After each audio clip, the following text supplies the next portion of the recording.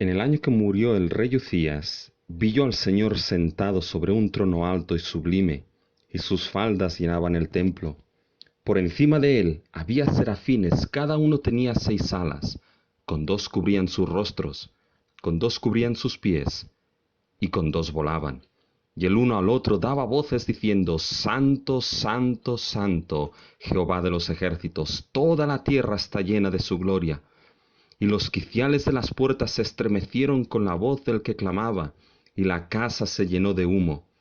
Entonces dije: ay de mí, que soy muerto, porque siendo hombre inmundo de labios, y habitando en medio de un pueblo que tiene labios inmundos, han visto mis ojos al Rey Jehová de los ejércitos.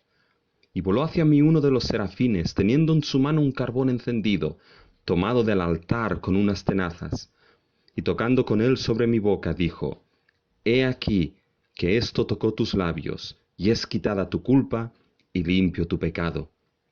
Después oí la voz del Señor que decía: ¿A quién enviaré? ¿Y quién irá por nosotros? Entonces respondí yo: Heme aquí, envíame a mí. Y dijo: Anda, y di a este pueblo: Oíd bien, y no entendáis. Ved, por cierto, mas no comprendáis. Engruesa el corazón de este pueblo, y agrava sus oídos, y ciega sus ojos, para que no vea con sus ojos, ni oiga con sus oídos, ni su corazón entienda, ni se convierta y haya para él sanidad. Pero a pesar de que había hecho tantas señales delante de ellos, no creían en él, para que se cumpliese la palabra del profeta Isaías, que dijo: Señor, ¿quién ha creído a nuestro anuncio, y a quién se ha revelado el brazo del Señor? Por esto no podían creer, porque también dijo Isaías: cegó los ojos de ellos y endureció su corazón, para que no vean con los ojos y entiendan con el corazón, y se conviertan y los sane. Isaías dijo esto cuando vio su gloria y habló acerca de él. Es impresionante que lo que Isaías dijo acerca de aquel que contempló en el trono: Santo, Santo, Santo. El apóstol Juan nos dice que Isaías habló de contemplar al mismo Cristo Jesús. Isaías dijo esto cuando vio su gloria y habló acerca de él. El Santo, Santo, Santo que Isaías vio sentado en el trono es el Santo, Santo, Santo que se hizo carne para salvar a aquellos que amó hasta el fin.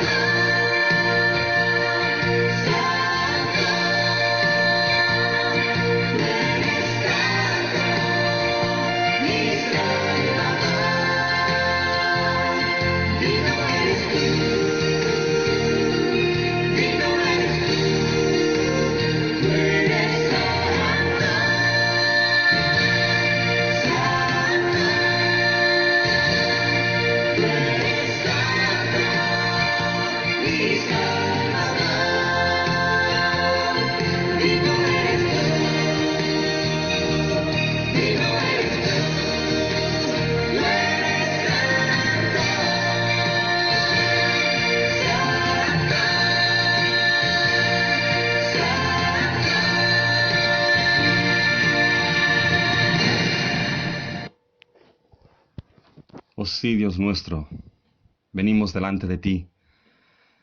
Y Señor, clamamos y aclamamos como esos serafines alrededor del trono, diciendo que tú eres santo, santo, santo. Señor, gracias te damos, porque nos das el privilegio de adorarte, ese privilegio santo de poder adorar a aquel que es santo de manera extrema, santo de manera absoluta, santo de manera sublime. Dios nuestro, gracias te damos, porque lo que contempló Isaías al santo, santo, santo, sentado en el trono celestial, oh, el apóstol Juan nos dice que Isaías escribió de esto cuando vio la gloria de aquel que se hizo carne y habitó entre nosotros. Oh Señor, gracias te damos porque esa santidad sublime y suprema la pudimos contemplar en la persona encarnada de tu Hijo. Y gracias te damos porque nosotros, sin ser santos, en Cristo Jesús, tú nos has hecho santos, Dios nuestro, y nos llamas a ser santos. ¿A quién vamos a adorar sino a tú que eres santo? ¿A quién vamos a adorar sino a aquel que nos ha redimido para adorarle ahora y por toda la eternidad? Señor, queremos poner este culto en tus manos. Queremos pedirte que tú, Dios Trino, Dios Santo, lo bendigas. Queremos pedirte, Señor, que en medio de nuestra debilidad, Señor, tu gracia sea suficiente en el día de hoy y tu poder, Señor, se perfeccione en medio de nosotros. O queremos pedirte, Señor, que tú enfoques toda nuestra mente, todo nuestro corazón, todas nuestras fuerzas en poder adorarte. Adorarte, Señor, de una manera que sea digna a tu nombre. Adorarte, Señor, de una manera que sea apropiada a quién eres tú y lo que tú has hecho en nuestras vidas. Señor, en este día queremos pedirte que tú recibas la gloria, que tú seas exaltado, Dios Trino, y que nuestra adoración, que nuestra alabanza sea agradable delante de ti. Señor, estate tú con nosotros, que te lo pedimos todo en el nombre de Cristo Jesús. Amén. Bien, mis hermanos, hermanas, muy bienvenidos a este nuevo culto. Y es un culto un tanto especial porque hoy celebramos lo que es el Día de la Biblia. Aunque no podemos reunirnos, aunque tristemente no podemos tener lo que son nuestra exposición de Biblias. Biblias grandes, Biblias pequeñas, Biblias en español, Biblias en catalán, Biblias en japonés, Biblias en chino, Biblias en hebreo, Biblias en griego, aunque no podemos tener todo lo que es básicamente la exposición que siempre nuestra hermana Marta nos pone en el Día de la Biblia, aunque no la podemos tener, sí que por la gracia de Dios podemos seguir congregarnos a distancia y podemos seguir recordando lo que es algo que Dios nos ha dado y que es central para nuestras vidas como creyentes, central para nuestras vidas como pueblo, porque forma parte de lo que es el trabajo redentor de Dios y es precisamente el gran tesoro de las Sagradas Escrituras que Dios nos ha dado. Y en este domingo recordaremos ciertas cosas de lo que es la Biblia. Daremos gracias a Dios por habernos dado su santa palabra y evidentemente escucharemos no un mensaje sobre la Biblia, sino un mensaje que expone y se basa evidentemente en la Escritura.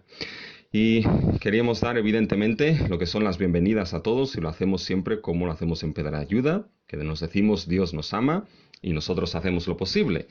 Y a nivel de anuncios, simplemente dar unos cuantos anuncios, mis hermanos. Esta semana supimos ya que definitivamente tenemos todo lo que es el certificado de solidez, pero nos viene una de cal y nos viene una de arena, porque supimos también esta semana que no va a haber prórroga para todo lo que son las obras. Eso quiere decir que aun y cuando hayamos tenido toda esta crisis del coronavirus, consideran que el confinamiento solamente han sido 15 días y que por tanto no va a haber prórroga para todos estos asuntos. Esto lo que quiere decir es que el 11 de agosto sí o sí todas las cosas, mis hermanos, tienen que estar acabadas.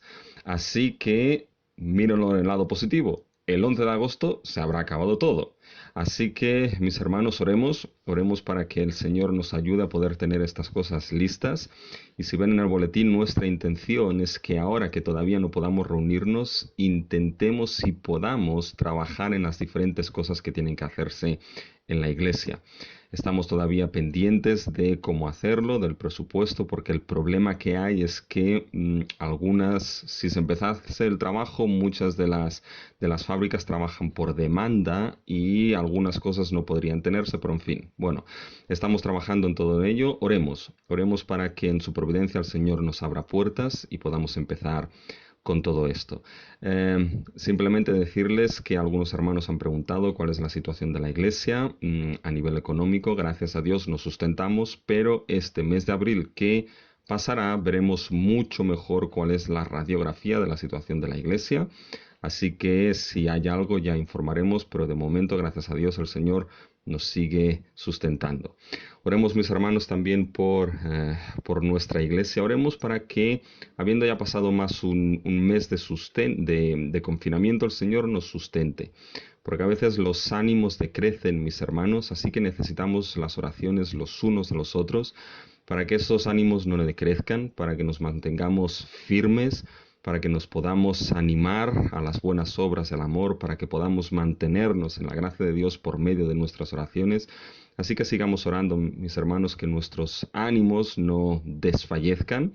Y fíjense que nos han dado un poquito más de confinamiento, pero ya se habla de desescalada. Así que oremos que el Señor también guíe todo este asunto de la desescalada. Y mis hermanos, pues todo vaya bien en la voluntad y en las manos de nuestro Señor. Creo que no hay más anuncios así concretos que tenemos que hacer, pero sí me gustaría, mis hermanos, que tuviesen sus Biblias en sus manos y las abriesen por el libro de Nehemías. Y en el capítulo 8 de Nehemías, los primeros 8 versículos, se nos dice un acontecimiento, se nos narra un acontecimiento que está muy ligado con lo que es la centralidad de la ley de Dios y de la palabra de Dios. En Nehemías capítulo 8 se nos dice lo siguiente: Venido el mes séptimo, los hijos de Israel estaban en sus ciudades. Y se juntó todo el pueblo como un solo hombre en la plaza que está delante de la puerta de las aguas, y dijeron a Esdras el escriba que trajese el libro de la ley de Moisés, la cual Jehová había dado a Israel. El sacerdote Esdras trajo la ley delante de la congregación, así de hombres como de mujeres y de todos los que podían entender, el primer día del mes séptimo. Y leyó en el libro delante de la plaza que está delante de la puerta de las aguas, desde el alba hasta el mediodía, en presencia de hombres y mujeres y todos los que podían entender, y los oídos de todo el pueblo estaban atentos al libro de la ley. Y el escriba Esdras estaba sobre el púlpito de madera que habían hecho para ello, y junto a él estaban Matatías, Sema, Anías, Urías, Hilcías y Maasías, a su mano derecha, y a su mano izquierda, Pedaías, Misael, Malquías, Sasum, Asbadana, Zacarías y Mesulam.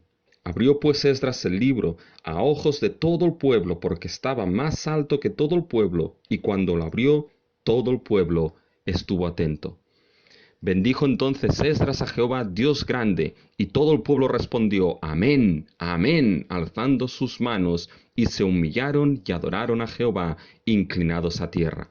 Y los levitas, que Suá, Baní, Serebías, Jamín, Acub, Sebatai, Odías, Maasías, Kelita, Azarías, Jozabed, Anaán y Pelaía, hacían entender al pueblo la ley, y el pueblo estaba atento en su lugar. Y leían en el libro de la ley de Dios claramente y ponían el sentido de modo que entendiesen la lectura.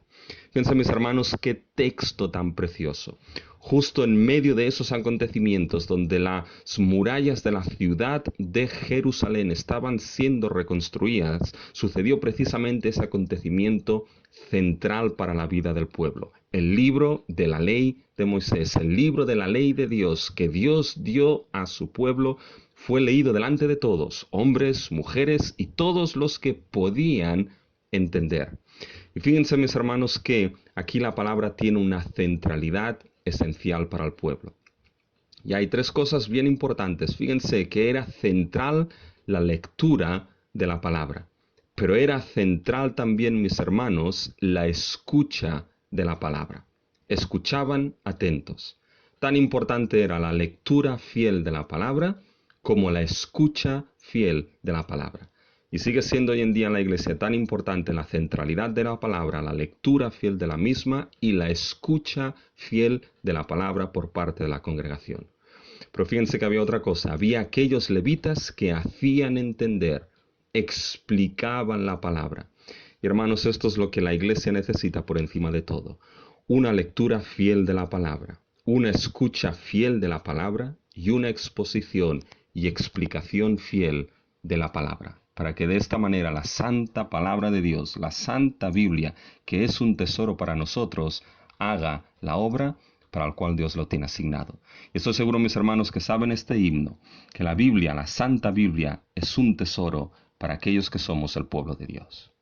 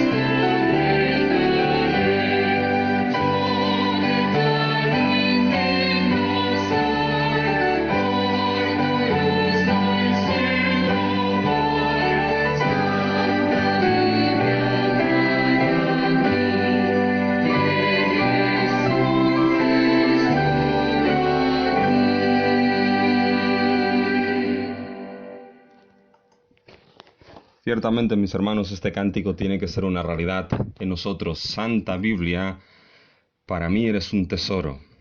Y nunca debe cumplirse en lo que es la iglesia aquellas palabras que Dios escribió a Israel por medio del profeta Oseas. Les escribí las grandezas de mi ley y fueron tenidas como cosa extraña. Fíjense, mis hermanos, que Dios se revela de manera general y natural en lo que es la creación, pero de una manera muy especial, revelándonos lo que es su plan de salvación, dándonos a conocer el centro de esa revelación que es Cristo y la salvación que se encuentra en Él. Dios se revela de esta manera especial en lo que es su santa palabra. Y aunque algunos lo nieguen hoy en día, mis hermanos, este himno dice una verdad sublime. Es la infalible voz del Espíritu de Dios. La palabra de Dios es la infalible e inerrante palabra de Dios, inspirada toda ella por el Espíritu Creador de Dios.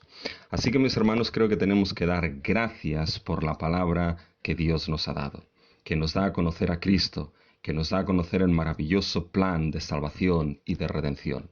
Y lo que me gustaría, mis hermanos, es que ahora cada uno de ustedes, en su casa o ahí donde estén, mis hermanos, tomasen un tiempo cada uno de ustedes para usarlo en oración de gratitud a Dios por habernos dado su palabra, una palabra que nos permite conocerlo a Él, que nos permite conocer a Cristo Jesús, que nos permite conocer lo miserables que éramos en nuestro pecado, pero cómo hemos sido llevados a vida eterna en Cristo Jesús. Así que tomen un tiempo cada uno de ustedes, mis hermanos, para dar gracias y adorar en gratitud a nuestro Dios por la santa palabra que Él nos ha dado.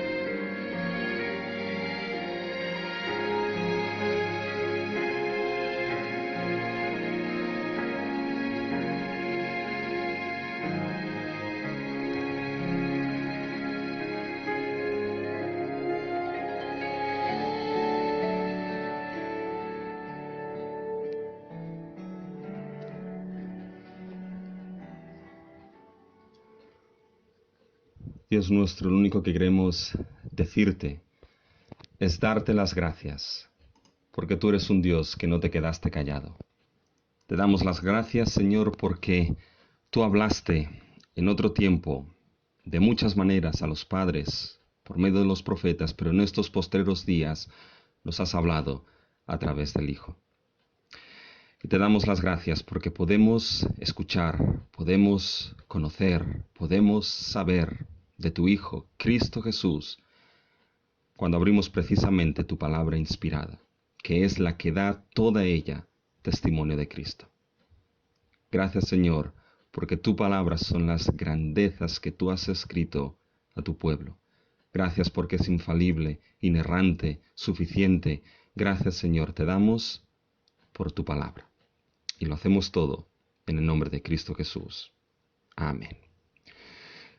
Hermanos, si tienen sus Biblias o el boletín delante de ustedes, vamos a tener la lectura congregacional, que es una lectura, mis hermanos, que se basa en dos textos que son muy conocidos, dos textos los cuales nos hablan de ciertos aspectos de la palabra de Dios que nos ha sido dada.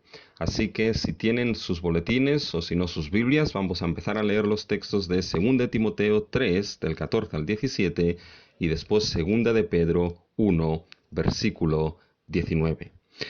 Y esto es lo que la Escritura dice en 2 de Timoteo 3, empezando en el versículo 14.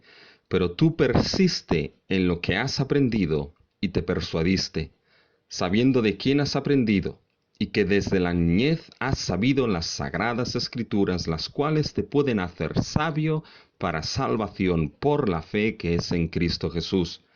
Toda la Escritura es inspirada por Dios y útil para enseñar, para redarguir, para corregir, para instruir en justicia, a fin de que el hombre de Dios sea perfecto, enteramente preparado para toda buena obra. Tenemos también la palabra profética más segura, a la cual hacéis bien en estar atentos como a una antorcha que alumbra en lugar oscuro, hasta que el día esclarezca y el lucero de la mañana salga en vuestros corazones. Fíjense, mis hermanos, que la palabra de Dios tiene un centro vital. La palabra de Dios tiene como centro la persona de Cristo Jesús. Cristo le dijo a aquellos fariseos: escudriñáis las escrituras pensando que en ellas tenéis vida eterna, pero no os dais cuenta de que ellas, las escrituras, Cristo les dijo, son las que hablan de mí.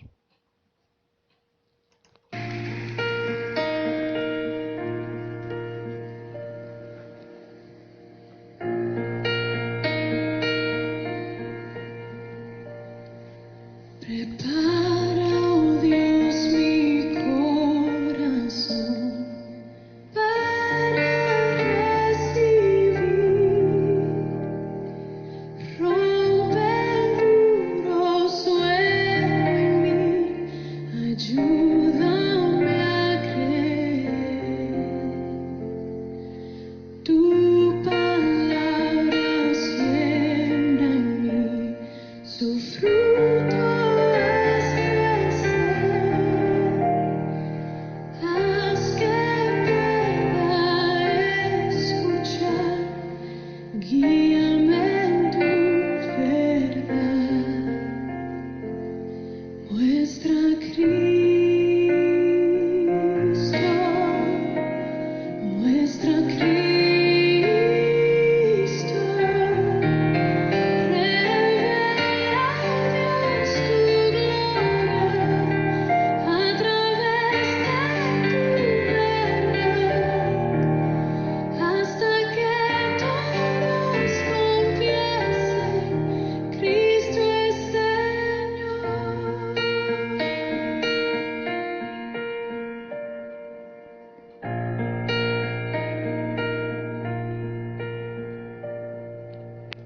Viva luz es tu verdad en mi oscuridad,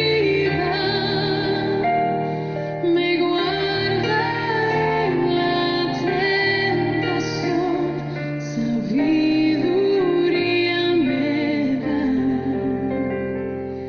manjar a los hambrientos y esclavos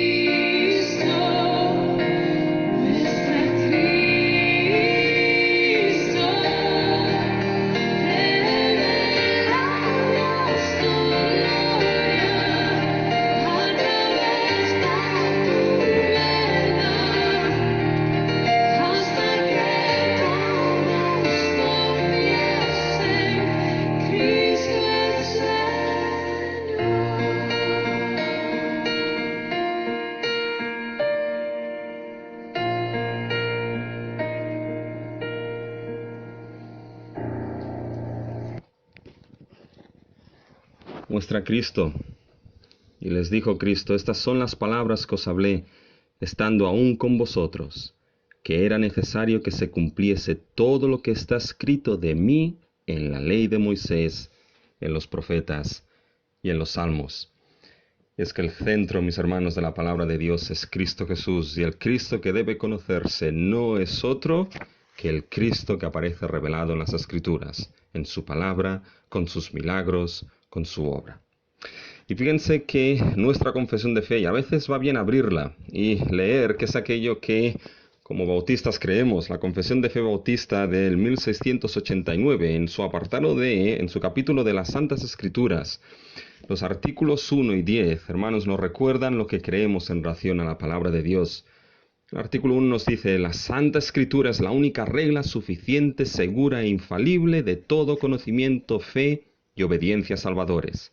Aunque la luz de la naturaleza y las obras de la creación y de la providencia manifiestan de tal manera la bondad, sabiduría y poder de Dios que dejan a los hombres sin excusa, no son, sin embargo, suficientes para dar aquel conocimiento de Dios y de su voluntad que es necesario para la salvación.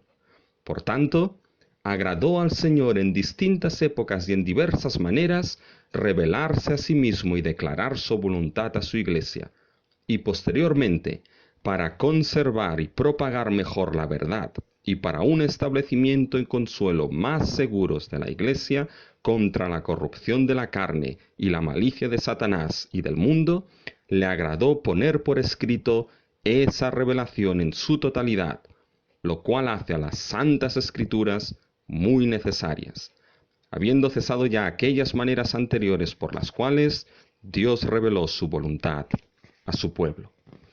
Y en el último artículo nos dice: el juez supremo, por el cual deben decidirse todas las controversias religiosas y por el que deben examinarse todos los decretos de concilios, las opiniones de autores antiguos, las doctrinas de hombres y espíritus particulares, y cuya sentencia debemos acatar, no puede ser otra sino la Santa Escritura entregada por el Espíritu.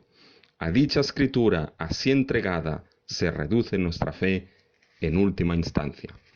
Amén, mis hermanos. La santa palabra de Dios es nuestra única regla de fe y conducta, y es el juez que tiene, mis hermanos, en el pueblo de Dios, la sentencia y el veredicto último que todo creyente y el pueblo de Dios debe acatar.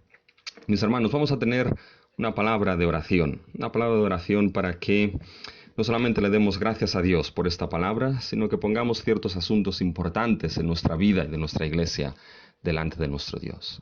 Oremos, mis hermanos.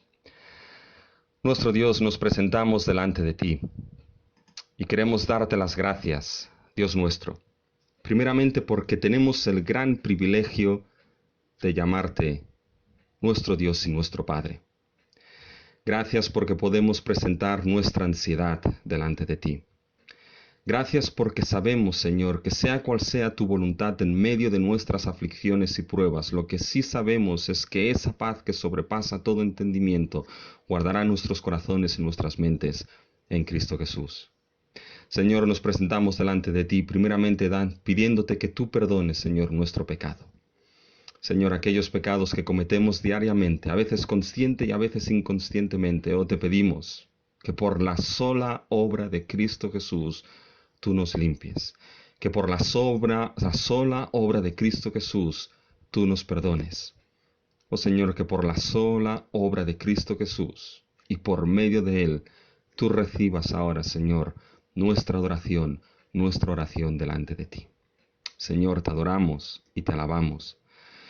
Y Señor, sabemos que tú eres aquel Padre que sabe de que tenemos necesidad, Señor, de cosas incluso antes de que se lo pidamos, pues a ti, Señor, venimos y ponemos nuestra necesidad como iglesia delante de ti.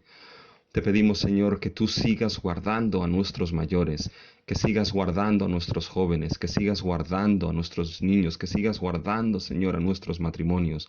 Oh Señor, sé tu refugio. Seguimos pidiéndote, Señor, que tú sabes que hay hermanos que tienen necesidad, Señor, de trabajo, necesidad de mantener los trabajos, Señor, para el sustento diario de su familia. Te pedimos, Señor, que tú, en tu voluntad, los mantengas y los guardes, Señor. Hay cosas que no podemos hacer, pero a ti, Señor, acudimos y te lo pedimos, Señor. Y pedimos, Señor, no por más, sino por ese pan diario que nos es necesario, Señor, como hijos e hijas tuyas, que nos es necesario, Señor, como familias. Pues tenlo, Señor, en tus manos. Señor, te pedimos que tú nos ayudes a seguir adelante, Señor, como iglesia, con todas estas obras, con todo lo que tiene que hacerse, Señor. En ti descansamos. Y te pedimos, Señor, que tú sigas abriendo puertas para nosotros, Señor. Señor, te pedimos que estés con aquellos enfermos, te pedimos que estés con nuestro gobierno, sabiendo que la situación no es fácil, que sigas dándoles sabiduría para que ese proceso de desescalada, Señor, sea hecho de manera correcta. Y en medio, Señor, de la deficiencia y de los fallos, oh Señor, en tu providencia, tú no nos dejes. Señor, seguimos orando por este mundo. Señor, que ese acto que en tu providencia tú has permitido, Señor, de esa situación del coronavirus, oh Señor, muchos puedan mirar a ti. En medio de las naciones, Señor, tus escogidos que todavía no has llamado, Señor, por esa situación puedan ser llamados por tu gracia irresistible para encontrar salvación en Cristo Jesús, Señor, de toda tribu, lengua, raza y nación. Señor, gracias te damos. Gracias te damos por ser tu pueblo. Gracias te damos, Señor, porque podemos llamarte, Señor, Padre, porque podemos dirigirnos a ti como nuestro Padre. Gracias porque eres nuestro Padre. Gracias porque eres nuestro Señor, porque eres nuestro Creador, porque eres nuestro Salvador. Señor, a ti te adoramos. A ti te bendecimos. A ti damos la gloria y la honra. Y ahora, Señor, es a ti que te pedimos, solamente a ti, que tú seas aquel que hable a tu pueblo. Habla a tu pueblo por medio de tu palabra, para que tu pueblo sea edificado. Y, Señor, seamos formados a la imagen de Cristo Jesús. Que te lo pedimos, Señor, en el nombre de tu Hijo Jesucristo. Amén.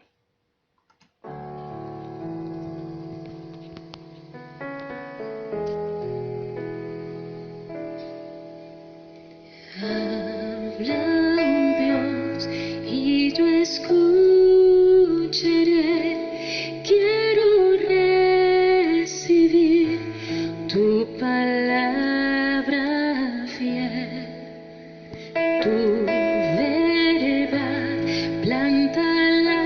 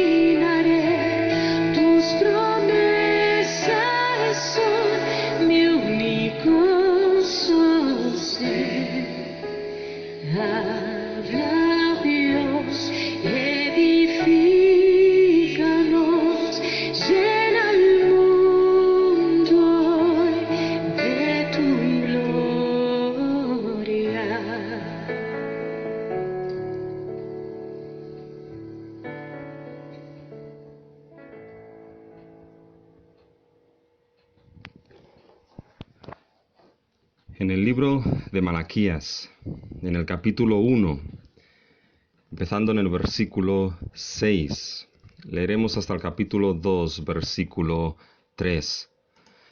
Y eso es lo que la palabra de Dios nos dice en el capítulo 1 del profeta Malaquías, empezando en el versículo 6.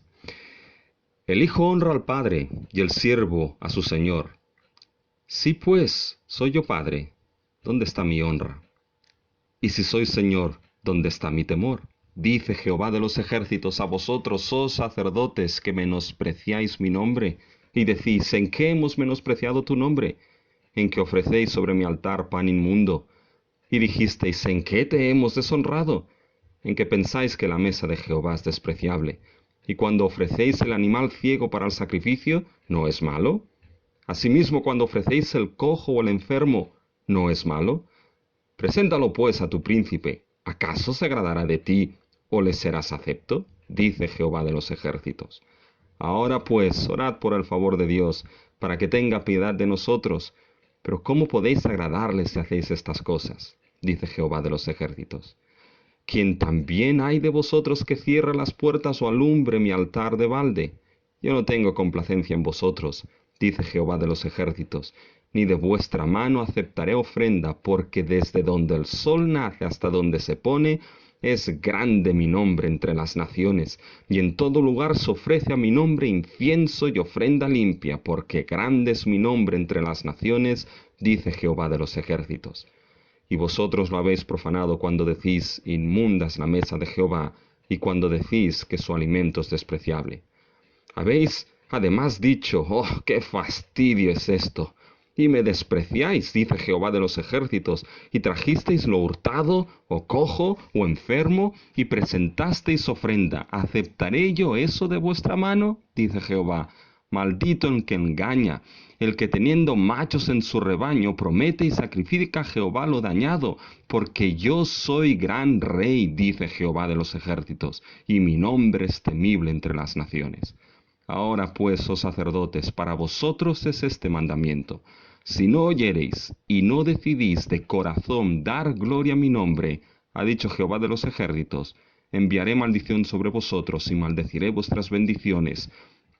Y aún las he maldecido, porque no os habéis decidido de corazón. He aquí, yo os dañaré la sementera y os echaré al rostro el estiércol de vuestros animales sacrificados, y seréis arrojados juntamente con él. La palabra de nuestro Dios.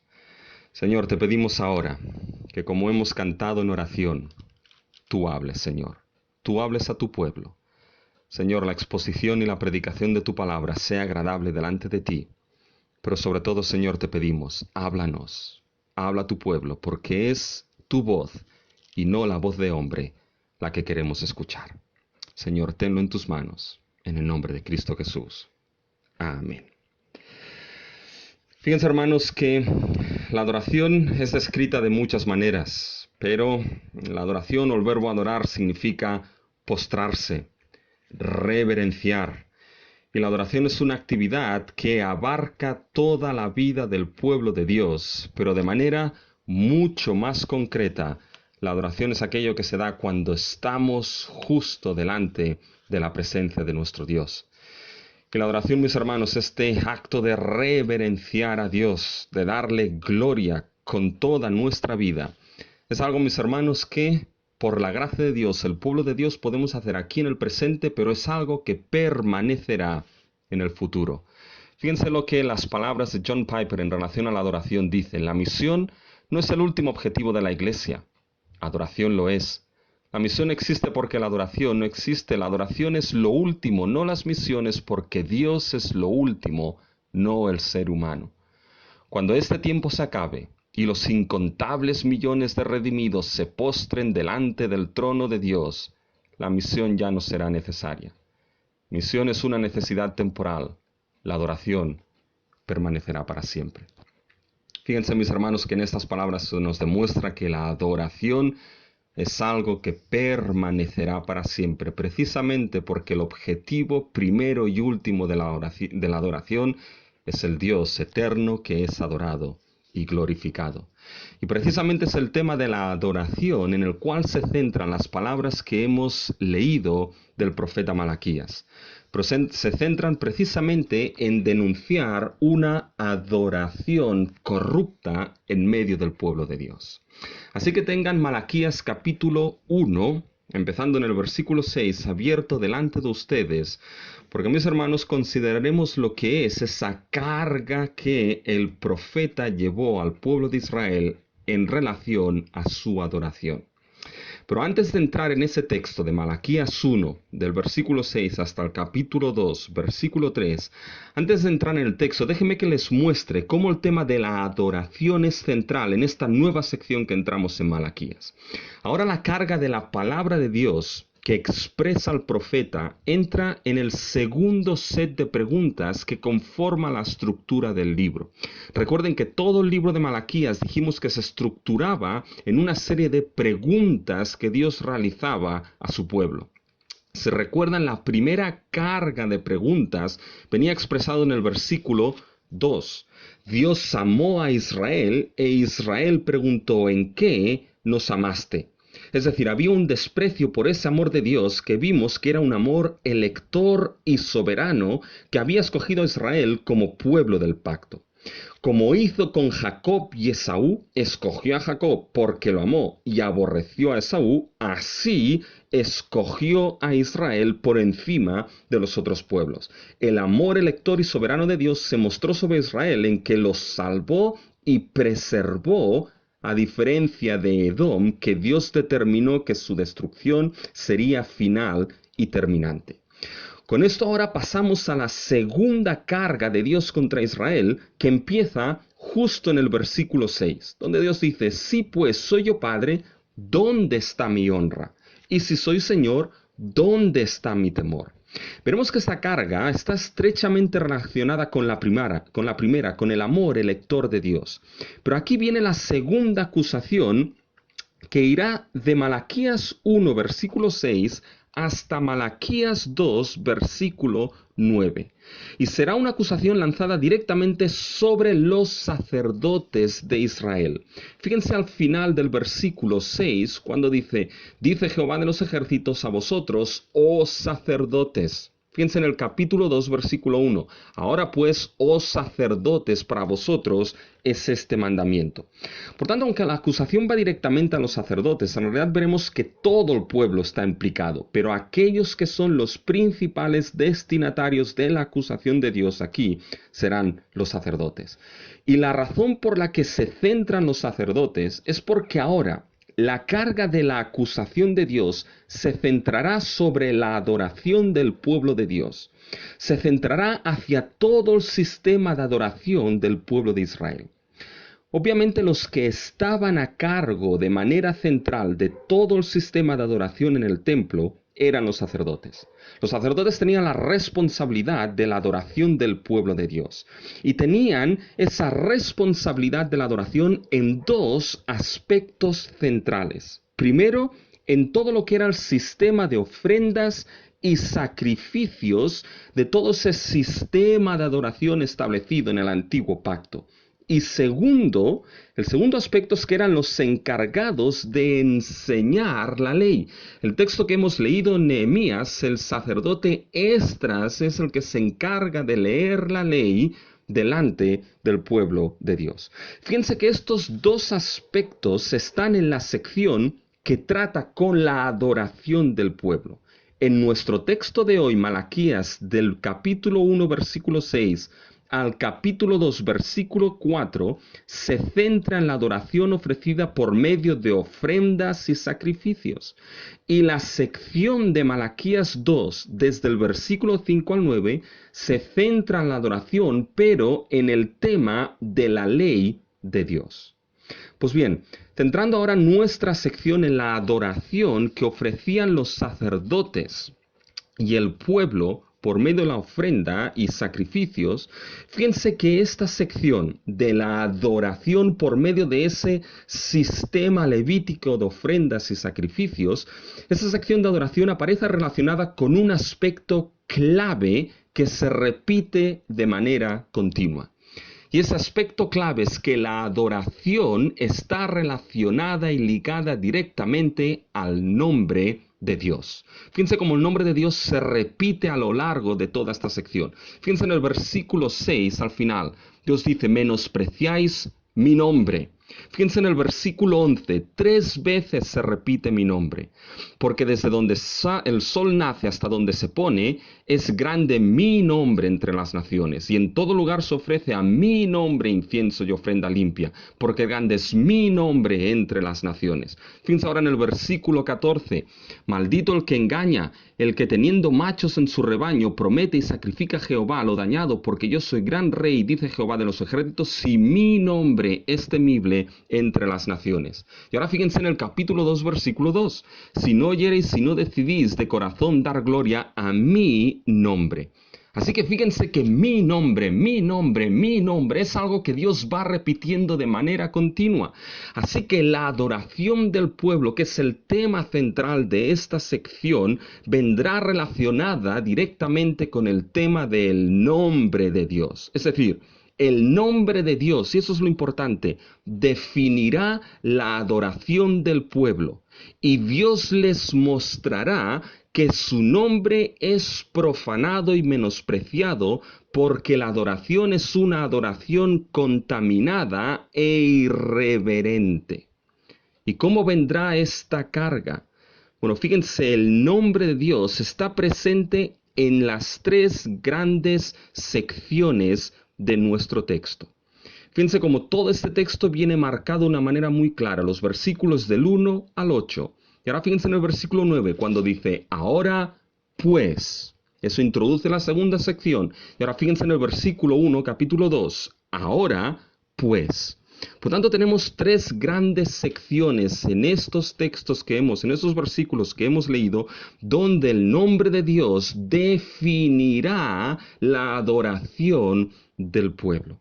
Y con esto en mente, fíjense mis hermanos que hay 3 aspectos que podemos destacar de esos versículos que hemos leído. Primeramente, es que el nombre de Dios define la adoración apropiada del pueblo de Dios.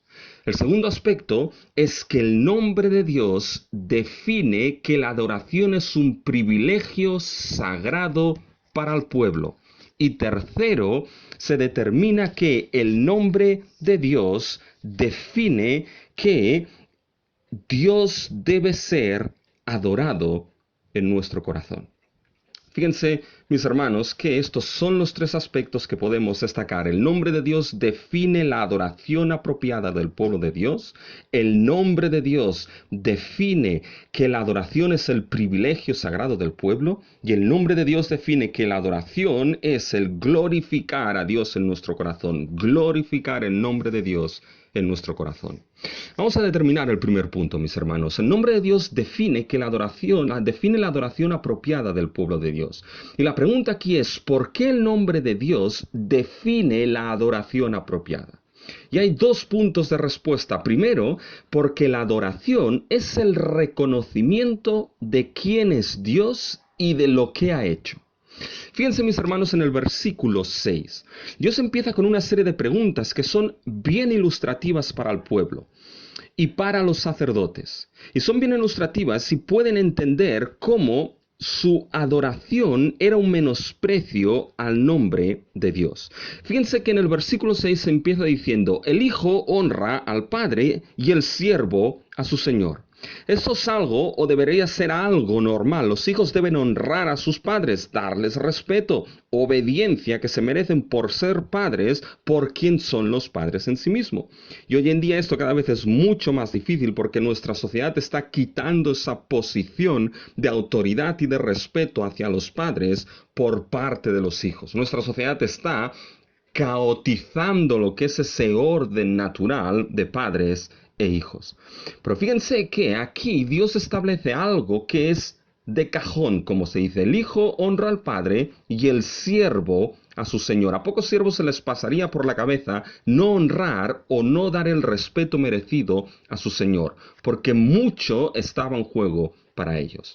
Así que Dios está tomando una ilustración que es obvia, pero Aquí está el pero, mis hermanos, siempre existe un pero. Estas ilustraciones no son gratuitas para Israel. Son mucho más profundas de lo que parecen. Hermanos, Dios no da puntadas sin hilo en su palabra. Dios no habla por hablar como muchos de nosotros a veces solemos hacer. No, Dios no habla por hablar. Fíjense cómo ahora Dios escoge una ilustración y la aplica a sí mismo y a su relación con Israel. El hijo honra al padre y el siervo a su señor. Si pues soy yo padre, ¿dónde está mi honra? Y si soy yo señor, ¿dónde está mi temor? Aquí Dios no está dando una suposición.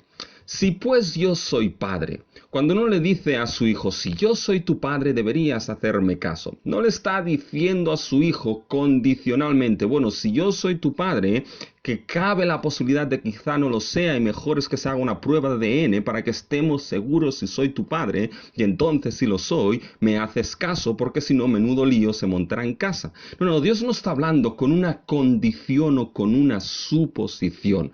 No es la manera en cómo Dios se expresa. Cuando Dios dice sí pues o sí por lo tanto soy yo padre, sí por lo tanto soy Señor. Dios está diciendo a esos sacerdotes, a Israel, que es verdaderamente Padre y Señor de ellos. Dios se identifica como Padre y Señor para Israel. Y hermanos, esta definición no es gratuita porque está estrechamente relacionada con la primera acusación del amor elector de Dios y el ejemplo de Jacob y Esaú. Recuerda una cosa, mis hermanos, Esaú menospreció su derecho de primogenitura, de ser el hijo primogénito. Y este derecho de hijo primogénito le fue dado a Jacob por elección divina, porque Dios le amó y le escogió como hijo primogénito. Esto que hizo con Jacob es lo que Dios hizo con Israel. Su amor elector sobre ellos los creó como el hijo primogénito de Dios, con todos los derechos de ser adoptados como hijos de Dios. ¿Y cómo eso se dio? Bueno, se dio mediante la obra redentora de Dios. El amor elector de Dios que escogió a Israel se mostró en que redimió, salvó a su pueblo de Egipto, y cuando los salvó, dijo, este es mi hijo primogénito. Fíjense, escuchen Éxodo 4, los versículos 22 y 23. Dios ahí en Éxodo 4 dice lo siguiente en el versículo 22. Israel es mi hijo, mi primogénito. Ya te he dicho que dejes ir a mi hijo para que me sirva, mas no has querido dejarlo ir. He aquí, yo voy a matar a tu hijo, tu primogénito. Son las palabras de Dios a Faraón. Pero fíjense cómo define Israel. Israel es el primogénito de Dios. Solemos tener en mente a Charlton Heston con la barba blanca en la película de los 10 mandamientos cuando le dice a Faraón, deja ir a mi pueblo. Pero no es primeramente lo que Dios dijo a Faraón. Dios dijo, Israel es mi hijo, mi primogénito. Ya te he dicho que dejes ir a mi hijo. Fíjense ahora, la primogenitura de Jacob pasa a Israel. Israel es el primogénito hijo de Dios por amor elector y por salvación. Por tanto, por elección y redención de Dios se convierte Dios mismo en Padre para ellos, en Padre para Israel. Pero fíjense, hay algo más en ese texto del Éxodo. Escuchen, ya te he dicho que dejes ir a mi hijo para que me sirva. Hermanos, este era uno de los objetivos de la redención. Redimidos de servir a Faraón para ser libres, sí, pero libres para servir a Dios. Por tanto, por redención, ahora tenían un nuevo Señor, el Dios que les había redimido, su Salvador, y su creador, ahora se convertía en su Señor al que debían servir. Como primogénito, Israel era el hijo primogénito de Dios y Dios era su padre. Y por elección y salvación, ahora el Señor a quien servían no era Faraón, sino que era Dios. Y por medio de esa salvación, cuando Israel llegó a las faldas del monte Sinaí y Dios entró en pacto con ellos, les dijo que ellos serían un reino de sacerdotes y gente santa, un reino de sacerdotes para servir a Jehová. Por tanto, fíjense que por redención Dios se convierte en su Señor. Y fíjense, hermanos, que Dios se reveló como su Padre y Señor por medio de los actos de escogerlos y redimirlos. Y eso es importante, porque la revelación de quién es Dios para su pueblo viene dada en muchas ocasiones por la revelación de sus actos maravillosos hacia ellos. Dios se revela quién es Él por medio, no solamente decirnos que es santo, que es grande, sino por medio también de sus actos. La revelación del ser de Dios, quién es Él, y la revelación de sus actos van de la mano. Fíjense que puedo mostrarle a mi hijo que soy su padre, tipo la guerra de las galaxias, diciéndole, hijo, yo soy tu padre. O puedo decirle que soy su padre por medio de mis actos, ayudándolo en su vida, en su crecimiento, etc. Aquí es lo que sucede. Dios se revela como Padre y Señor por medio de sus actos de elección y de salvación hacia su pueblo. Ahora con esto vayan a Malaquías capítulo 1 versículo 6 y escucha lo que Dios dice. Si pues soy Padre, ¿dónde está mi honra? Y si soy Señor, ¿dónde está mi temor? Fíjense, ahora tenemos claro que Dios era Padre y Señor por lo que había hecho con Israel en escogerlos y salvarlos. Y Dios aquí está diciendo que su honor como Padre, que su temor o reverencia como Señor le ha sido quitado, le ha sido privado. Pero fíjense, hermanos, que la comparación es terrible. Si en el plano humano un hijo honra a su padre, y si en el plano humano un siervo honra a su señor, ¿cuánto más debería ser esto en el plano divino? ¿Cuánto más deberíais, mi pueblo, darme el honor como padre y el temor como señor, cuando os amé y os escogí sin merecerlo y os salvé sin necesitarlo yo para nada? Pero vosotros me habéis privado de este honor y temor como Padre y Señor, dice Jehová de los ejércitos, oh sacerdotes, que menospreciáis mi nombre. Aquí está el punto, mis hermanos. Los sacerdotes despreciaron el nombre de Dios. ¿Y a qué se refiere aquí el nombre de Dios?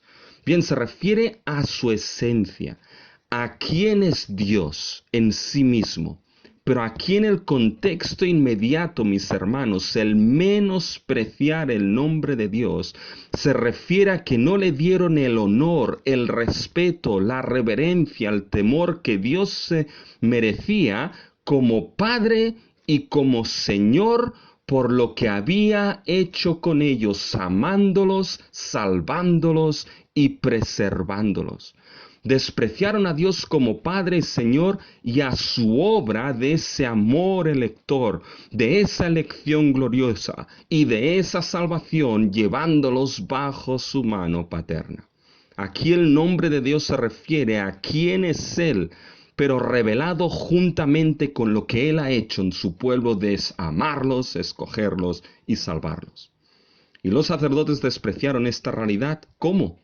Fíjense, miren los versículos 6 y 7, porque se nos muestra cómo despreciaron la realidad de que Dios es Padre, de que Dios es Señor, despreciaron la realidad de la gloriosa obra obrada en ellos. Y decís, fíjense al final del versículo 6, ¿en qué hemos menospreciado tu nombre? En que ofrecéis sobre mi altar pan inmundo. Ofrecieron adoración que no se correspondía con quién era Dios para ellos y lo que había hecho con ellos. Esa es la razón por la cual el nombre de Dios define la adoración apropiada del pueblo, porque la adoración es el reconocimiento, la respuesta que surge de la vida del pueblo de Dios a quién es Dios y lo que Dios ha hecho. Fíjense que la Biblia no nos da una definición determinada de adoración. Más bien hay toda una teología bíblica. Pero veremos que la adoración es el servicio de la vida del pueblo de Dios. Era el servicio de Adán como sacerdote en el primer templo jardín, en Edén, y seguirá siendo el servicio del pueblo redimido de Dios. Pero miren aquí, hermanos, aquí vemos que la adoración puede expresarse como esa respuesta de honor, de temor reverente por quién es Dios en nuestra vida, por lo que Él ha hecho en su obra redentora y de salvación. Es en este sentido que la adoración vendrá marcada no por las preferencias personales, no por los gustos personales de uno, porque déjenme que les diga que habrá tantas preferencias y gustos como individuos pueda haber. Será el nombre de Dios, es decir, ¿quién es Él? Como nuestro Dios, como nuestro Padre, como nuestro Señor, por lo que Él ha hecho en su gran obra salvadora en Cristo Jesús, que marcará nuestra adoración. Solo hay un nombre en el pueblo de Dios que determina la adoración rendida a Él. Y ese nombre no es ni mi nombre, ni tu nombre, ni el nombre del pueblo. Es el nombre de nuestro Dios, el nombre de Jesucristo. Es en Él que hemos recibido la adopción de hijos. En Él recibimos el sacerdocio para servir. Así que Dios en Cristo y su obra es lo que definirá la adoración del pueblo. Porque la adoración del pueblo, mis hermanos, vendrá marcada y definida por el nombre de Dios, porque esa adoración será una respuesta y reconocimiento a quién es Dios y lo que Él ha hecho. Pero el nombre de Dios no solamente define esa adoración apropiada, porque la adoración es el reconocimiento a quién es Dios y a su obra, sino también porque una adoración inapropiada menosprecia el nombre de Dios. Fíjense, esto está claro en los versículos del 6 al 8. Fíjense, hay una serie de preguntas que siguen el patrón normal de Malaquías. Dios dice, el pueblo pregunta y Dios explica en qué se han equivocado. Fíjense al final del versículo 6. ¿En qué hemos menospreciado tu nombre? Dios explica. En que ofrecéis sobre mi altar pan inmundo. Y dijisteis, ¿en qué te hemos menospreciado? Dios explica. En que pensáis que la mesa de Jehová es despreciable y cuando ofrecéis el animal ciego para el sacrificio no es malo. Asimismo, cuando ofrecéis el cojo o el enfermo, no es malo. Fíjense, mis hermanos, cómo el menosprecio y deshonra del pueblo de Dios es expresado por medio de una adoración aquí que es inmunda, que no era la adoración que Dios había establecido y determinado en el antiguo pacto y en concreto en el libro de Levítico. Cuando uno coge el libro de Levítico puede verse que básicamente, aunque uno no lo pase muy bien leyendo ese libro, porque la verdad es que es un libro un tanto denso, nos damos cuenta, mis hermanos, que hay un aspecto fundamental en el libro de Levítico, que para la adoración del pueblo de Dios en el antiguo pacto nos damos cuenta de que Dios establece unos sacrificios y ofrendas. Y algo que se destaca es que la adoración ahí es bien concreta, concisa y específica. Dios estableció todo un sistema de sacrificios y ofrendas, todo un sistema de adoración bajo el antiguo pacto muy concreto y muy regulado, de tal manera que ningún otro tipo de adoración era aceptado por Dios. Si no se hacía de la manera que Dios había establecido, era ofrecer lo que el Antiguo Testamento determina como fuego extraño. La razón de este carácter tan específico lo veremos ahora, pero fíjense que la adoración que ofrecieron era una adoración inmunda, no aceptable a Dios conforme a las leyes de Levítico. Fíjense en el versículo 7. En que ofrecéis sobre mi altar pan inmundo. Bien, al final del versículo 7, en que pensáis que la mesa de Jehová es despreciable. Fíjense si se dan cuenta, aquí se habla de ofrecer pan, la mesa de Jehová. Posiblemente esta mención de ofrecer pan de la mesa de Jehová sea una referencia a todo el sistema de adoración. Dios toma esa ofrenda como ejemplo de todo, y lo sabemos por dos razones. Una, porque si se dan cuenta en el versículo 7 dice, ofrecéis sobre mi altar pan inmundo. El pan no se ofrecía sobre el altar, se ofrecía sobre una mesa para ese propósito concreto que estaba cerca del altar. Si se fijan además en los versículos 8 y 13, se menciona otro tipo de ofrendas y sacrificios. Versículo 8, y cuando ofrecéis el animal ciego para el sacrificio, ¿no es malo? Asimismo, cuando ofrecéis el cojo o el enfermo, ¿no es malo? Piensa el versículo 13. Habéis además dicho, oh, qué fastidio es esto, y me despreciáis, dice Jehová de los ejércitos, si trajisteis lo hurtado, o cojo, o inmundo. Por tanto, fíjense que no solamente se menciona lo que es la ofrenda del pan, sino que también se menciona lo que es sacrificios. Por tanto, aquí cuando se menciona pan inmundo juntamente con el resto de sacrificios, es una referencia para el todo. Es decir, se refiere a que todo el sistema de adoración estaba corrupto. Levítico determinaba que en las ofrendas y sacrificios a Dios, pan inmundo no podía ofrecerse. Y aquí los sacerdotes lo hicieron.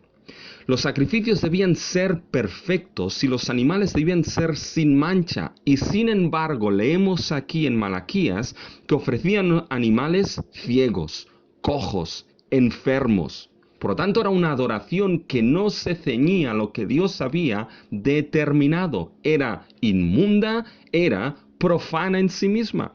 Y fíjense que lo peor de todo, ¿saben qué es lo peor? Es que lo hicieron siendo unos hipócritas.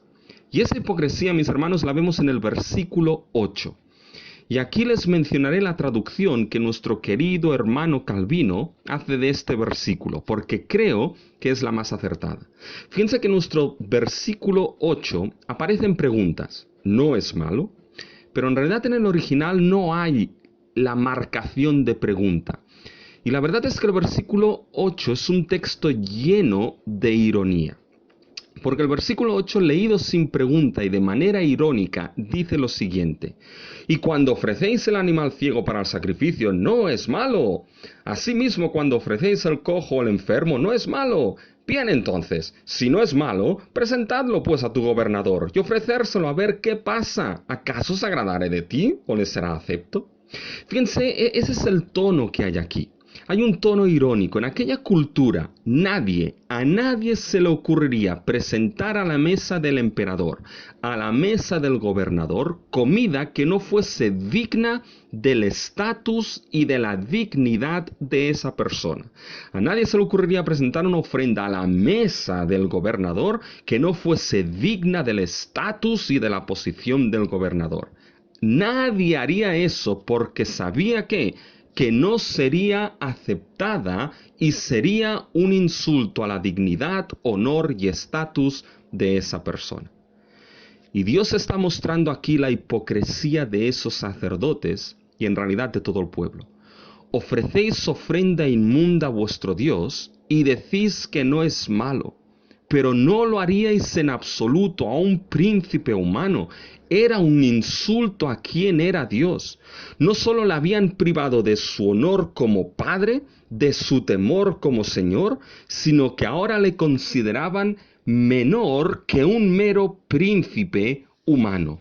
Lo que nunca haríais, este es el punto que dice Dios, lo que nunca haríais a un ser humano, lo hacéis conmigo con una adoración inmunda y corrompida que no es digna de mi nombre. Y esto es así porque habían perdido de vista algo, mis hermanos. Habían perdido de vista que una adoración inadecuada que no es definida por quién es Dios y su obra, es una adoración inmunda que profana a Dios mismo.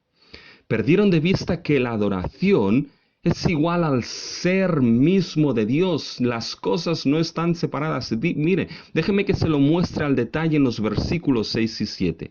Fíjense que en los versículos 6 y 7 hay dos términos clave: menospreciar y deshonrar. Y la traducción pierde el énfasis claro. Miren el término menospreciar. Aparece en el versículo 6 con menospreciar mi nombre. Aquí se menosprecia el ¿qué? El nombre de Dios. Repito, entendido como quién es Dios, como ese Padre, como ese Señor, por lo que Él ha hecho en la obra de la salvación. Aquí el nombre de Dios en ese aspecto es menospreciado. Dios es menospreciado. Ahora fíjense al final del versículo 7. Que dicen, ¿qué pensáis que la mesa de Jehová es despreciable? Bueno, el término que utiliza ahí es menospreciable, el mismo para el nombre de Dios. Por tanto, aquí lo que se menosprecia es la mesa de Jehová. Por tanto, al menospreciar la mesa del Señor, se menosprecia el nombre de Dios, y a la inversa. Cuando se menosprecia el nombre de Dios, se menosprecia la mesa de Jehová. Miren ahora el versículo 7. En que ofrecéis sobre mi altar pan inmundo, o profano, o deshonroso, es el mismo término. Aquí es la ofrenda de pan que es deshonrosa. La misma palabra que se usa cuando Dios dice, y dijisteis, en que te hemos deshonrado, profanado, hecho inmundo. Aquí la palabra se aplica no al pan, sino a Dios. Por tanto, al deshonrar el altar, es deshonrar a Dios y a la inversa. ¿Se dan cuenta? No puede separarse la adoración dada a Dios de quién es Dios. No puede tenerse a Dios por un lado y a una adoración que nada tiene que ver con Dios por otro lado. ¿Por qué? Porque el centro, el corazón, el objeto de la adoración es Dios. Dios no solamente marca qué tipo de adoración, no solamente el nombre de Dios define la adoración apropiada del pueblo, porque la adoración es el reconocimiento de quién es Dios y lo que Dios ha hecho. No solamente esto, sino que, hermanos, la adoración tiene como objeto, centro y corazón a Dios mismo. Esa es la razón por la cual una adoración que no es acorde con quién es Dios y lo que Él ha hecho será una adoración que deshonrará, menospreciará y profanará al mismo Dios. Y esto es lo que esos sacerdotes perdieron de vista. Perdieron de vista que el objeto de la adoración es Dios. Y hermanos, el centro de la adoración, el centro de nuestra adoración no somos nosotros, sino nuestro Dios.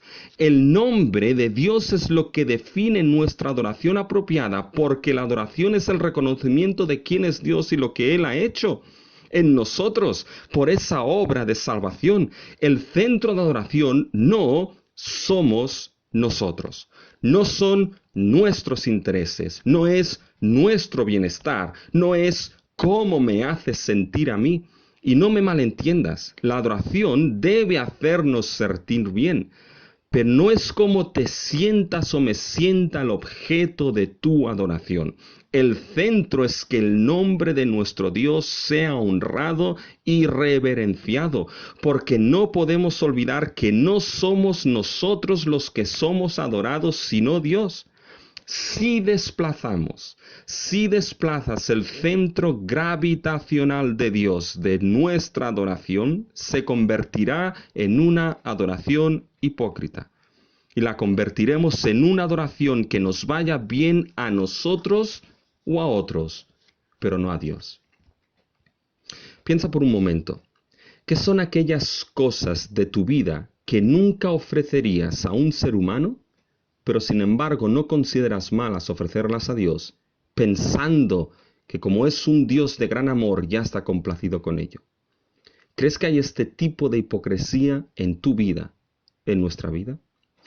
Saben, muchos hoy en día entienden la adoración a Dios en su vida como aquello que les haga sentir bien a ellos. Suele ser una adoración no teocéntrica, sino egocéntrica.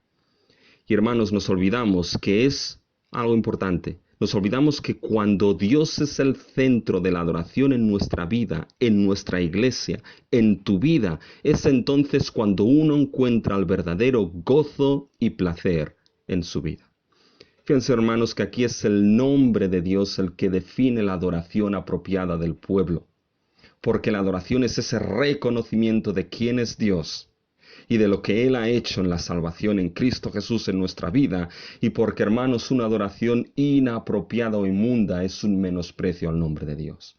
Pero lo segundo es que el nombre de Dios define que la adoración es el privilegio sagrado del pueblo de Dios.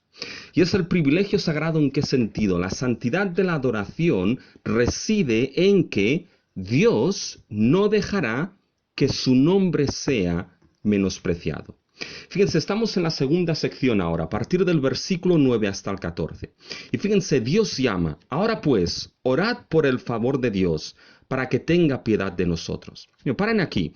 Esto podría parecer que Dios está llamando a esos sacerdotes al arrepentimiento. Y podría parecer así.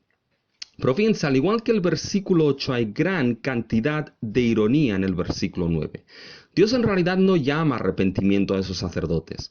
Porque fíjense, normalmente cuando Dios llama a arrepentimiento, siempre establece su promesa de perdón. Y aquí esto no aparece. Fíjense como aquí Dios en el versículo 9 llama a orar por favor de Dios, pero pregunta: ¿cómo podéis agradarle si hacéis estas cosas? Dice Jehová de los ejércitos. Es decir, buscad la gracia de Dios, pero ¿cómo le agradaréis si literalmente dice: de vuestra mano se hacen esas cosas? Y ahora miren cómo en el versículo 10, mis hermanos, vuelve en cierta manera a aparecer esto. Dios repite la misma idea, pero ahora con una como sentencia al final del versículo. Yo no tengo complacencia en vosotros, dice Jehová de los ejércitos, ni vuestra mano aceptaré ofrenda. ¿Se fijan cómo la idea es la misma? El punto no es llamar a buscar el favor de Dios, sino que Dios les muestra algo terrible y triste. Dios les muestra que por mucho que busquen ese favor, esa gracia ya no está más con ellos.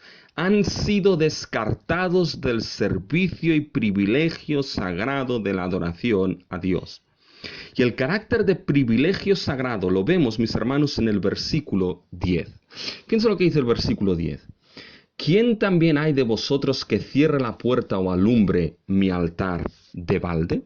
Yo no tengo complacencia en vosotros, dice Jehová de los ejércitos, ni de vuestra mano aceptaré ofrenda. Fíjense, esa pregunta: ¿quién también hay entre vosotros que cierre las puertas o alumbre mi altar de balde? Suena extraña, pero debemos entender cómo funcionaban los sacerdotes en el templo y en el servicio de adoración. Ellos eran los encargados de presentar las ofrendas y sacrificios, y ellos eran los encargados de cerrar las puertas del templo y el altar. ¿En qué sentido? Ellos eran quienes tenían el conocimiento y la responsabilidad de no permitir que nada impuro o inmundo entrase en el templo. Si recuerdan en Ageo, Dios pregunta a los sacerdotes sobre asuntos de pureza e impureza, en Ageo capítulo 2, versículos del 12 al 13. Y se lo pregunta a los sacerdotes porque los sacerdotes eran los que tenían el conocimiento y los que debían proteger la santidad del templo. Dios es santo y su santidad no permite nada impuro ni inmundo. Para ello, los levitas, los sacerdotes, se distribuían unos que guardaban la puerta, otros en la entrada, de tal manera que una responsabilidad que cuando una ofrenda o sacrificio era traído, debían examinarlo y estar seguros que era perfecto y se correspondía con lo designado y aceptable delante del Dios Santo. ¿Pero qué sucedía aquí? Bueno, parecía que la gente traía sacrificios enfermos, cojos, ciegos, imperfectos, que nada tenían que ver con el estatus del nombre de Dios. Pero eso no eran solo los sacerdotes, ¿ven? Era el pueblo que traía estos tipos de sacrificio, pero los sacerdotes hacían la manga ancha, todo valía mientras ellos tuviesen la porción de comida asignada de esas ofrendas y sacrificios, ya era suficiente, todo valía. Y no todo vale para adorar a Dios. Y tristemente hay tanto de esto hoy en día. Aquellos que con tal de tener su porción asegurada permiten lo que sea en la vida de la adoración del pueblo de Dios. Eran los guardas del templo santo de Dios y la adoración era un privilegio sagrado. Esto ya venía del Edén mismo. El Edén, mis hermanos, Adán funcionaba como sacerdote en el primer templo jardín. Adán debía labrar y guardar el jardín del Edén. Y esos dos términos, labrar y guardar, en hebreo, en el Antiguo Testamento, se aplican siempre de manera conjunta al servicio que los levitas o sacerdotes ejercían en el templo. Por tanto, Adán debía ser sacerdote que guardase la santidad misma del Edén. No debía permitir que nada inmundo atacase la santidad del Edén, pero permitió que una serpiente inmunda entrase. Y el ser humano fue sacado del sagrado Edén y el ser humano perdió el privilegio sagrado de adorar a Dios. Pero Dios en su misericordia ahora a Israel y con los sacerdotes les permitía volver a ese Edén sagrado en el templo y ejercer el privilegio sagrado de adorar a Dios. Por su actitud, entonces Dios les dice, yo no tengo complacencia en vosotros. Es decir, habéis quedado descartados para ese privilegio divino y sagrado. Habían profanado, hermanos, ese privilegio santo de la adoración. Y era algo terrible. Fíjense lo terrible, hermanos, ahora ya no había sacerdotes, que llevasen la adoración a Dios en favor del pueblo. Los sacerdotes ya no servían para llevar los sacrificios del pueblo para el perdón de pecados, y la adoración del pueblo estaba igualmente arruinada. Es como si las puertas del Edén se hubiesen cerrado de nuevo. ¿Por qué Dios tomaría una decisión tan drástica? Ay, la razón son los versículos 11 y 12, mis hermanos. La razón es los versículos 11 y 12 y dos causas que aparecen. Fíjense que en el versículo 11 hay dos porqués. ¿Por qué tal decisión tan drástica? ¿Por qué esos sacerdotes habían quedado descartados porque habían menospreciado ese privilegio santo de la adoración? Versículo 11. Porque desde donde el sol nace hasta donde se pone, es grande mi nombre entre las naciones, y en todo lugar se ofrece a mí incienso y ofrenda limpia, porque grande es mi nombre entre las naciones, dice Jehová de los ejércitos, y vosotros lo habéis profanado. Esta es la idea fundamental aquí. La adoración es un privilegio sagrado y esto implica que Dios no dejará que la santidad de su nombre sea menospreciada y profanada. Si los sacerdotes han quedado descartados, la adoración del pueblo toda ella arruinada, Dios no dejará su nombre sin gloria. ¿Qué es lo que hará? Hará que su nombre sea grande en todas las naciones. Dios hará que entre las naciones gentiles se ofrezca una adoración limpia, pura y acorde a Dios. Sacará el solo y único privilegio que hasta aquí tenía Israel y lo dará a todas las naciones. Y sea como sea, Dios no dejará que su nombre sea menospreciado y no dejará que su nombre no reciba la gloria que le pertoca. Y esto, mis hermanos, lo contemplamos cuando llegamos a Cristo Jesús, lo veremos. Pero fíjense que aquí el sacerdote perfecto, que será Cristo quien ofrecerá la perfecta ofrenda de su vida y la perfecta adoración, que escogió un pueblo amado y escogido toda tribu, lengua, raza y nación. Pero antes de llegar a esto, mis hermanos, hay que seguir adelante en otra cosa, que comporta el entender que la adoración es el privilegio santo del pueblo de Dios. No solamente implica en ese privilegio santo de la adoración que Dios no dejará que su nombre sea menospreciado, sino que la adoración nunca puede ser una carga, sino un privilegio. Fíjense ahora los versículos 13 y 14. Habían otra cosa que habían hecho esos sacerdotes. Habéis además dicho, y fíjense, esto es otra cosa que decían, ¡oh, qué fastidio es esto! Y me despreciáis, dice Jehová de los ejércitos, si trajisteis lo hurtado, o cojo, o enfermo, y presentáis ofrenda. ¿Aceptaré yo esto de vuestra mano? Dice Jehová. Fíjense, no solo los sacerdotes, sino que también el pueblo había profanado ese privilegio santo de la adoración a Dios. Lo habían convertido de un privilegio en una carga en su vida. Miren qué enfático es el versículo 13. Habéis además dicho, oh, qué fastidio es esto, y me despreciáis. Fíjense que aquí la idea de despreciar es literalmente la idea de resoplar. Es decir, es como aquel que arruga la nariz y resopla diciendo, ¡puf! Menuda pesadez. Esto es la imagen de alguien que su trabajo, su servicio es una carga más que un gozo y un privilegio. Así es como estaban esos sacerdotes del pueblo. Otra vez al templo.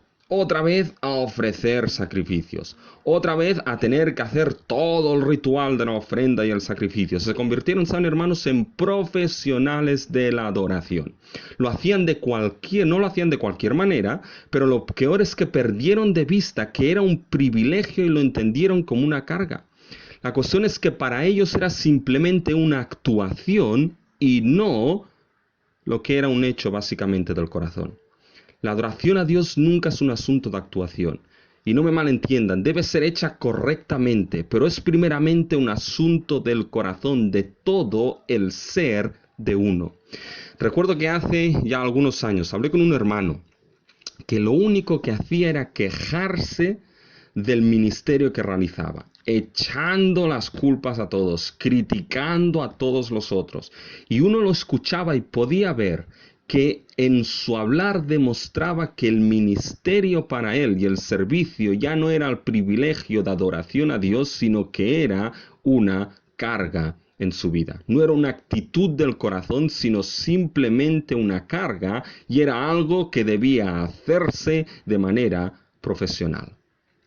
Y de tal manera que le dije que había llegado el tiempo de dejar ese ministerio, porque el peso que tenía sobre su corazón no era el peso del nombre del gran rey, como dice el versículo 14, sino que tenía sobre su corazón el peso de la carga de volver a hacer las cosas.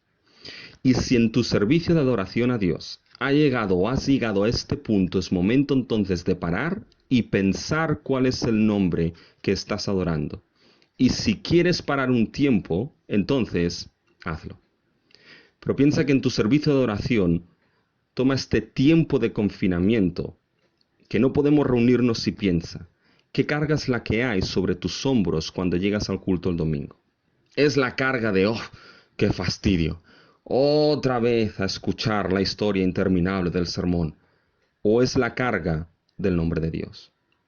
Fíjense que esta sección, hermanos, nos debe llevar a pensar, y a mí personalmente, que aquí, mis hermanos, como esos sacerdotes fueron rechazados del servicio, no puede ofrecerse un servicio de ministerio a Cristo sin ser un servicio santo, limpio y considerado como un privilegio. Y lo mismo tú como creyente y nosotros como iglesia, no podemos ofrecer un servicio a Dios que no sea un servicio santo, considerado como un privilegio santo a nuestro Dios. Porque lo último, mis hermanos, es que el nombre de Dios no solamente define esa adoración apropiada del pueblo, no solamente define el privilegio santo de la adoración, sino que el nombre de Dios define la adoración como el glorificar precisamente ese nombre.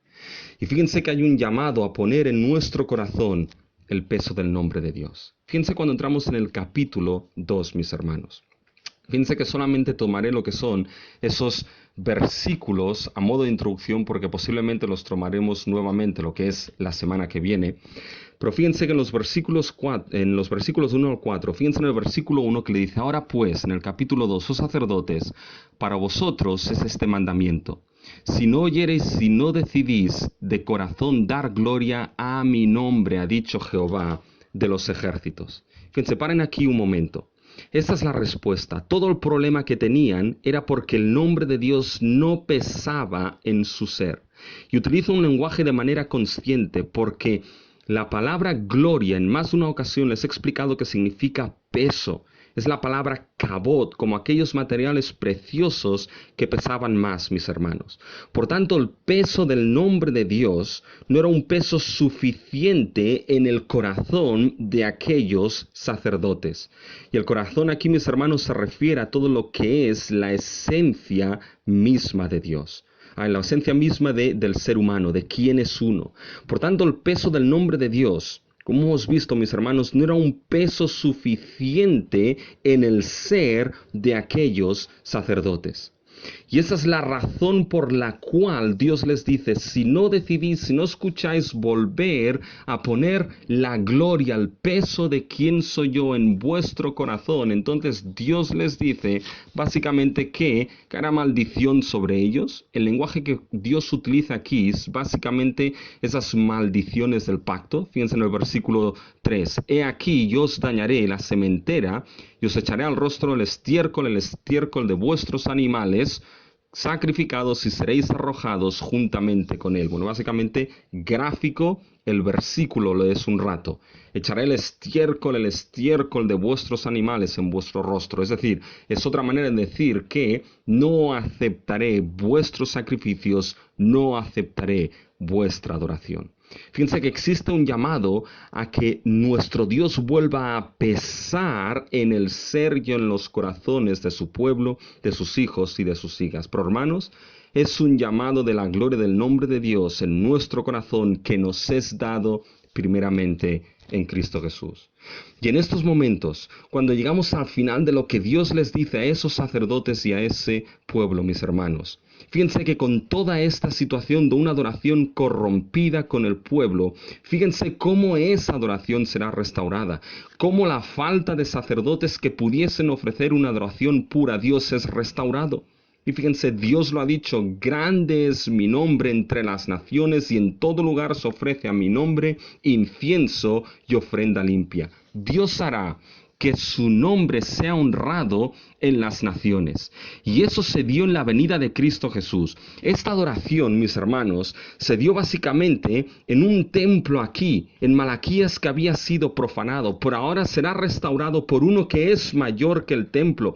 Esos sacerdotes descartados por su adoración impura, su oficio es cumplido por el oficio del sacerdote de nuestro Señor Jesucristo. Jesucristo es el sacerdote por excelencia, cuya vida, toda ella fue una vida perfecta, sin pecado y de adoración pura al nombre de Dios. Y esa vida perfecta, sin pecado y de adoración pura, colapsó en la ofrenda más perfecta y pura ofrecida en el mayor altar, el altar de la cruz.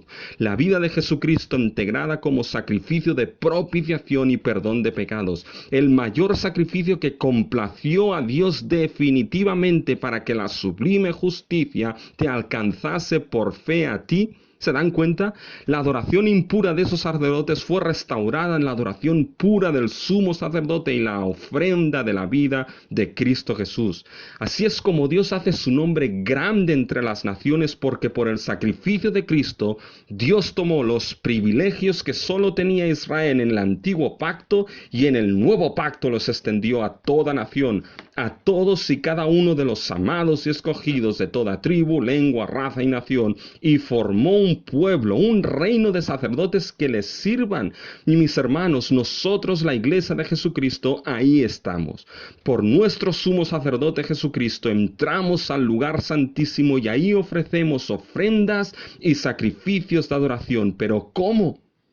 Jesús habló a una mujer samaritana y le dijo, la hora llega, y ahora es cuando los verdaderos adoradores adorarán al Padre en espíritu y verdad, porque todos estos adoradores buscan al Padre.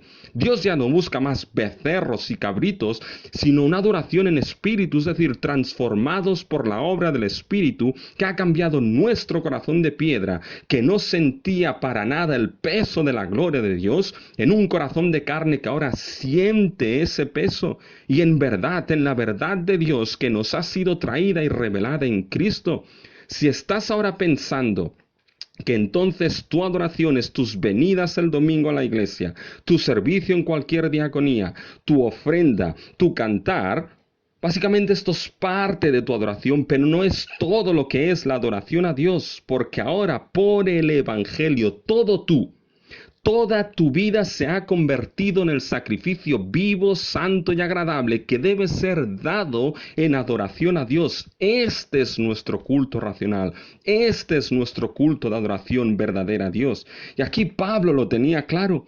En Romanos 12, capítulo, versículos del 1 al 2 dice: así que, hermanos, os ruego por las misericordias de nuestro Dios que presentéis vuestros cuerpos en sacrificio vivo, santo, agradable a Dios, que es vuestro culto racional. Fíjense lo que dice Pablo: vuestra vida presentada como ofrenda a Dios es vuestro culto racional, es vuestro acto y servicio de adoración normal y lógico.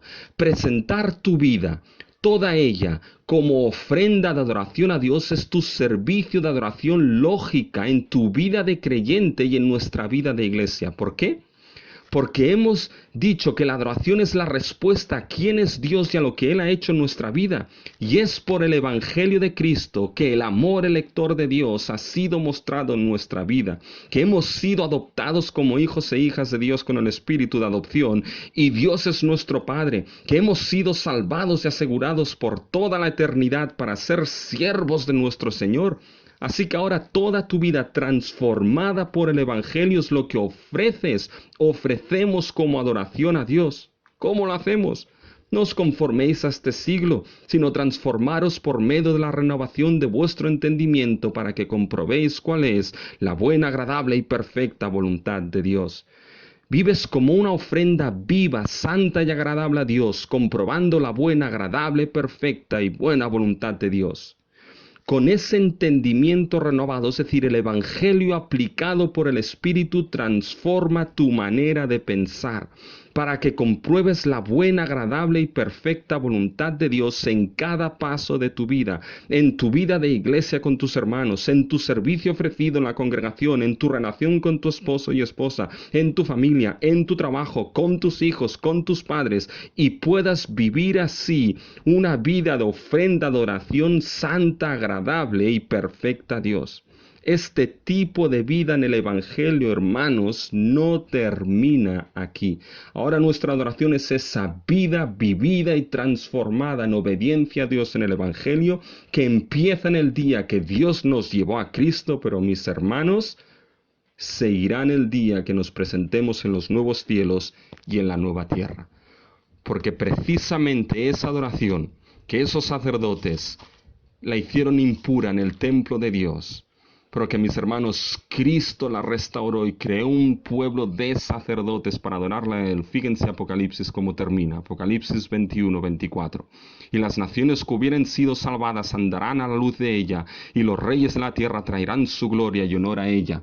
Sus puertas nunca serán cerradas de día, pues ella no habrá noche, y llevarán la gloria y la honra de las naciones a ella. No entrará en ella ninguna cosa inmunda, o que hace abominación y mentira, sino solamente los que están inscritos en el libro de la vida del Cordero.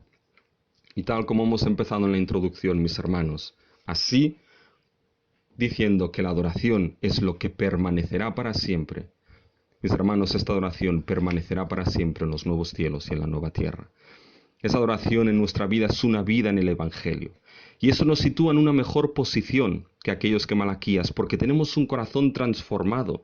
Pero no te equivoques, en ningún momento disminuye la demanda de una adoración acorde al nombre de Dios. Dios sigue demandando una adoración limpia y pura en toda tu vida.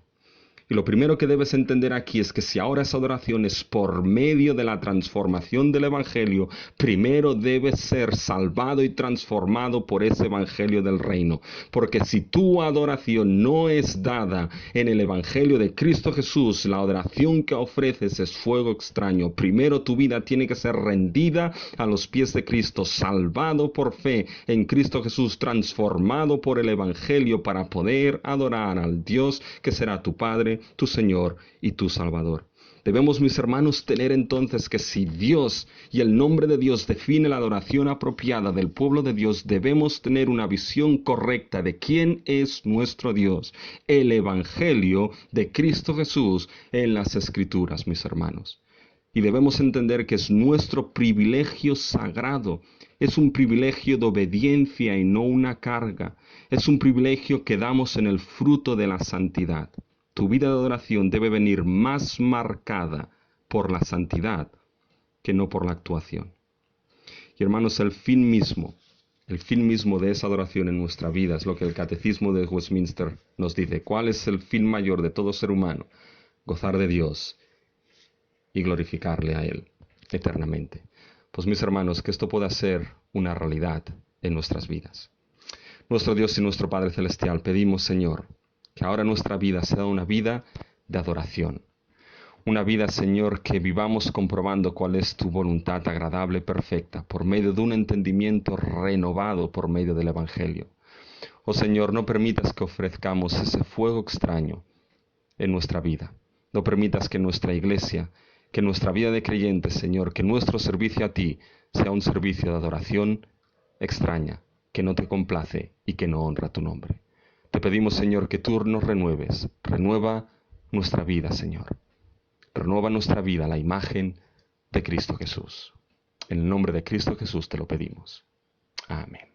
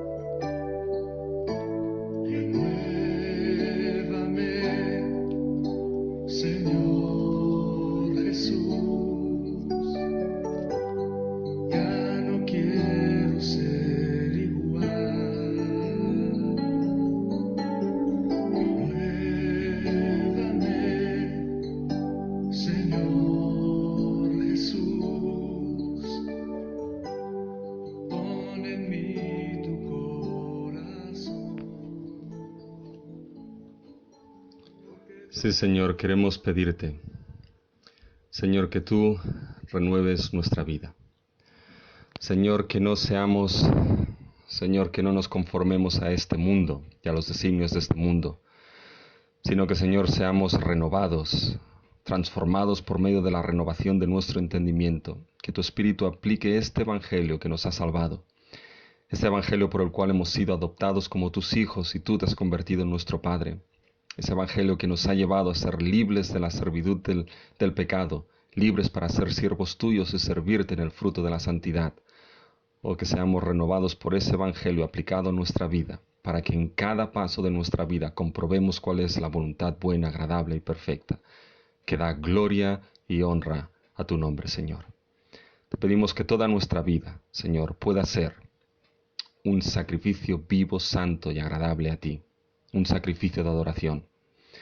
Señor, que no solamente sean nuestros cánticos, nuestras oraciones, nuestra venida a la iglesia, sino que toda nuestra vida, Señor, sea esta ofrenda viva de adoración a ti.